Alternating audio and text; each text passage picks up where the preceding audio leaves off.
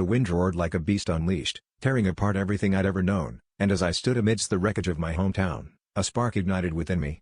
Surrounded by shattered walls and broken dreams, I realized that the true heart of our community wasn't in the bricks and beams, but in our collective spirit. With each fallen tree we cleared and every nail hammered into new timber, we weren't just rebuilding houses, we were reigniting hope. People came together, strangers became friends, and in their eyes, I saw resilience shining brighter than any storm. In moments of despair, I learned that real strength comes from lifting others, and purpose isn't found in solitude but in shared victories. As we hammered the final nail into the last roof, it wasn't just a structure we restored, it was the belief that no storm is stronger than the human spirit. In the end, the lesson wasn't just survival, it was the power of unity and the unyielding hope that rises from the rubble.